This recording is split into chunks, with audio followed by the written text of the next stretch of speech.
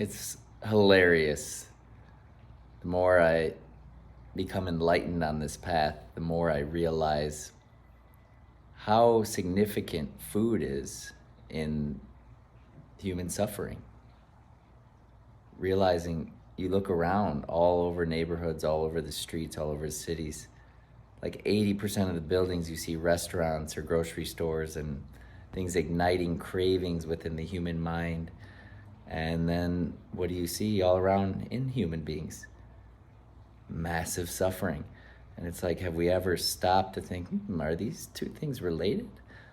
Our obsession with food and overconsumption and our extreme, out of balance amount of suffering, or we are in suffering states like 80% of the time, most of us.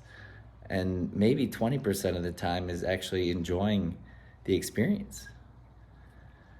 And enlightenment's all about reversing that ratio, okay? Like 100% of the time, no suffering, maybe like the ultimate Buddha, but really it's more about like 80% of the time, no suffering, 20% in suffering, and just learning to dissolve those suffering states more quickly with the proper training, the proper techniques, and being able to shift to a witness state of consciousness rather than getting caught up and being emotionally reactive to suffering and just, adding fuel to the fire like most of us do because we're not trained, we're not aware, we're sleepwalking.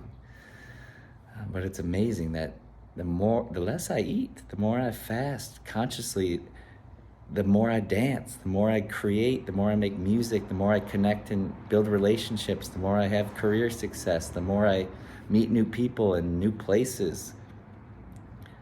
And it's just so much more colorful life. And it's not like I'm giving anything up, because when I do eat, the quality of the meals is just 10 times what I ever thought it was possible. The vividness of the flavors, the full presence of the meal. There's no mind wandering off thinking, oh, what else should I be doing? It's a full presence.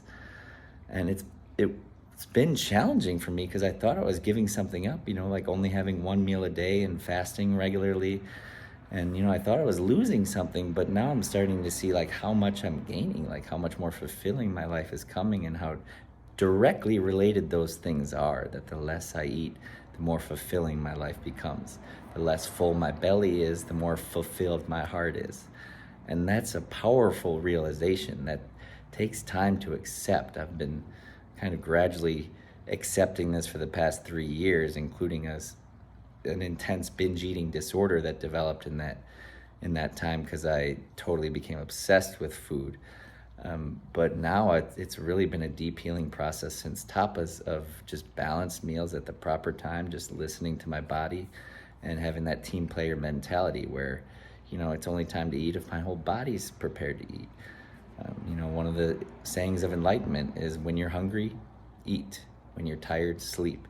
And, it really is that simple, and there's a little more to it than that, but approaching it from that simplicity can go a long way in propelling us forward.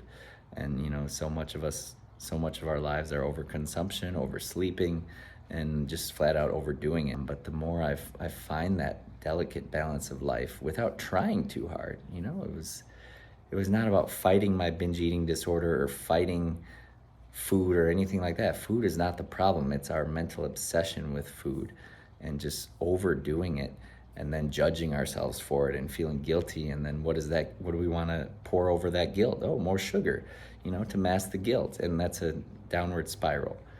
So it's just all about observation with acceptance and awareness, and things naturally heal. Things naturally start to balance out. And that's the path I'm on and starting to appreciate. Although there is a lot of mental resistance to it at first because I feel like I'm losing something. Oh, I can't eat fast food anymore. Look at everyone else enjoying their fast food. Oh, I can't eat 3 meals a day. Look at everyone else enjoying their 3 meals a day. It's like, well, no, that's the path to suffering, all right? That overconsumption and eating unhealthy food.